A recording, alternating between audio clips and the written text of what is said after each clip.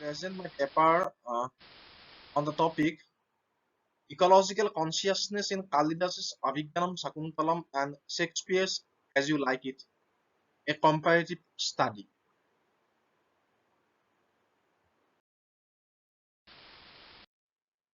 This paper aims to explore the emergence of an ecological vision into famous literary texts, Shakespeare's As You Like It and Kalidas's Abhigyan Sakuntalam. It also aims to offer a comparative study of the two. The ecocentric vision, which the ecologists and the eco-philosophers advocate for, has been reflected in many Indian literary texts since ancient time. Kalidasa's Avigyanam Sakuntalam presents an ecocentric vision. The prologue of Avigyan Sakuntalam evokes the god who manifests himself in 8 forms: water, the first created thing; the fire, the priests; the moon, and the sun; all the embracing ether; path of sound; the earth wherein all seeds of life are found; the air, the breath of life. This evocation is an acknowledgement of the presence of God in different elements of nature. At this level, God and nature appear almost the same. This implies that nature in Kalidas is not the passive, dead, value-neutral nature of mechanistic science, but is akin to the active, perfect deus ex natura of Spinoza. It is all-inclusive, creative, infinitely diverse, and alive in the broad sense of Spinozaic panpsychism.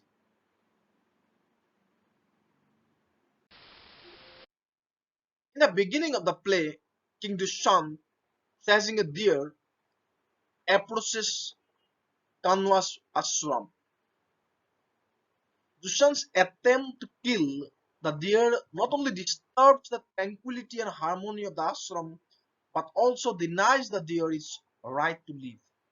The deer can also feel, so it deserves moral consideration. In the emerging theory of the living systems, as Lacapra asserts, mind is not a thing but a process. It is cognition. The process of knowing identifies the process of life itself. Thus, a bacterium or a plant has no brain but has a mind. The simplest organisms are capable of perception and thus of cognition. They do not see, but they perceive changes in their environment, differences between light and shadow, hot and cold, higher and lower concentration of life, chemical, and the like. Two hermits stand between the king's chariot and the deer. The hermits remind Dushant of his responsibilities and request him to restore his arrow to the quiver, to which the king agrees. In the ashram, humans and non-humans live in complete harmony. The self is recognized here not only in human beings or human animals, but in plants alike.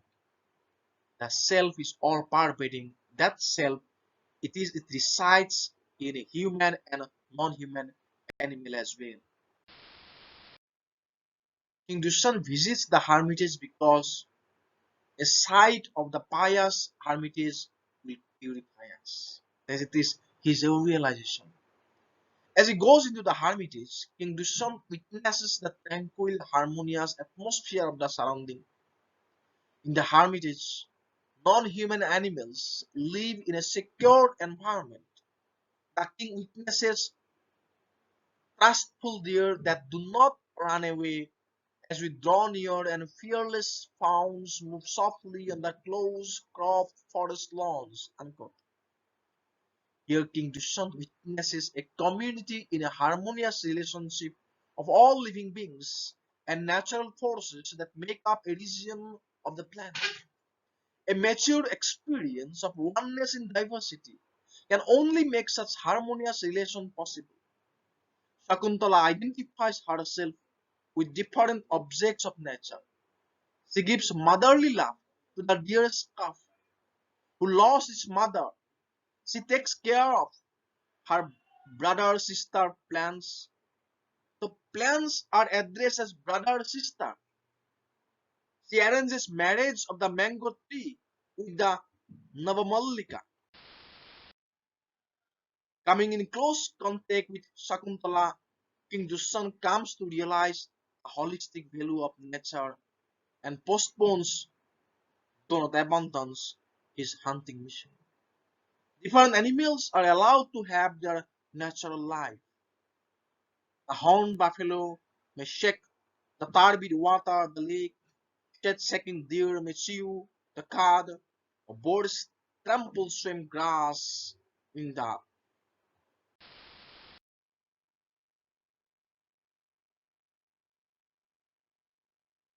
that man-nature harmony or an ecocentric vision which we find in Kalidas' Abhigyanam Sakuntalam. Such a vision we find in Shakespeare's As You Like It. After his exile, the Duke, in As You Like It, along with some of his loyalists, is staying in the forest of Arden. While staying in the forest of Arden, the Duke proposes to pass the time by hunting, but then he realizes his mistakes and laments for the deer which are put to death by ruthless arrows of man. Zack's feeling that the Duke usurps the rightful place of the non-human being reflects his egocentric concern. The Duke realizes that the forest of Arden is better place than the court life where hatred, jealousy disturbs tranquility or harmony of life. He feels the presence of life in non-sentient beings as well, and this our life, exempt from the public haunt, finds tongues in trees, books in running brooks, sermons in stones, and good in everything.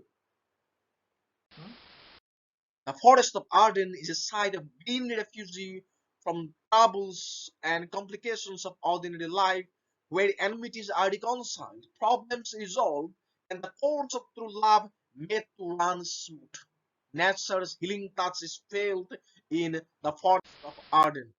In contrast to the court life, the forest life presents a comparatively tranquil vision. Amiens, one of the lords attending the Duke Senior, sings some of the most exquisite songs of the play. In one song, he describes the pleasures of the country life under a green tree, who loves to lie with me and turns his merry note unto the sweet bird's throat. Come hither, come hither, come hither. Here shall he see no enemy but winter and rough weather.